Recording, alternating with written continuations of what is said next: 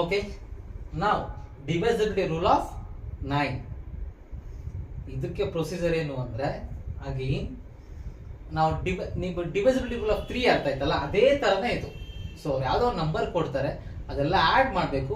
Add ಮಾಡಿದ್ಮೇಲೆ ಬರುವಂತ answer ಏನಿದೆಯಲ್ಲ, ಅದು ನಿಮಗೆ 9 ಟೇಬಲ್ಸ್ ಅಲ್ಲಿ ಇರಬೇಕು. ಓಕೆನಾ? ಫಾರ್ ಎಕ್ಸಾಂಪಲ್ 1 2 3 3 4 ಡಿಜಿಟ್ ನಂಬರ್ ತಗೊಂಡಿದ್ದೀನಿ. ಇನ್ನೊಂದು ನಂಬರ್ ತಗೊಳ್ಳೋಣವಾ? 345 ಎರಡು ನಂಬರ್ ತಗೊಂಡಿದ್ದೀನಿ.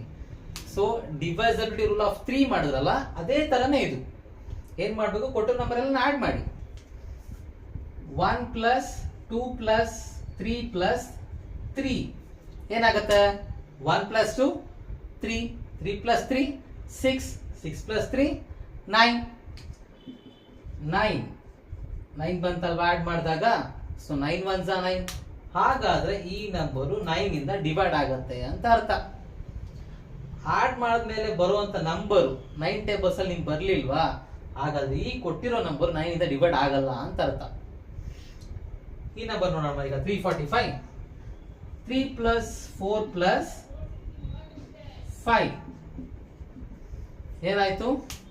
3 ಪ್ಲಸ್ 4 9, 7, 7 ಪ್ಲಸ್ 5 12 ಬಂತು.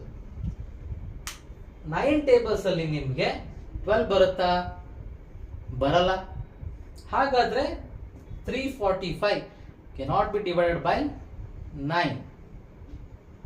ಓಕೆನಾ? ಸೊ ಇದು ಡಿವೈಸಿಬಿಲಿಟಿ ರೂಲ್ ಆಫ್ 9. ಓಕೆನಾ? ಸೊ 3 ಮತ್ತೆ 9 ಎರಡಕ್ಕೂ ಸೇಮ್ ಪ್ರೊಸೀಜರ್. ಕೊಟ್ಟಿರುವಂತ ನಂಬರ್ನ ಅದು ಸ್ಪ್ಲಿಟ್ ಮಾಡಿ ಎಲ್ಲ ಆಡ್ ಮಾಡಬೇಕು. ಆಡ್ ಮಾಡಿದಂತ ಬರೋ ನಂಬರು 9 ಟೇಬಲ್ಸ್ ಅಲ್ಲಿ ಬಂದ್ರೆ, ಸೊ ಅವ್ರು ಕೊಟ್ಟಿರೋ ನಂಬರ್ 9 ಡಿವೈಡ್ ಆಗುತ್ತೆ ಅಂತ ಅರ್ಥ. ಆಗ್ಲಿಲ್ವಾ? ಅದು ಡಿವೈಡ್ ಆಗಲ್ಲ ಅಂತ ಅರ್ಥ.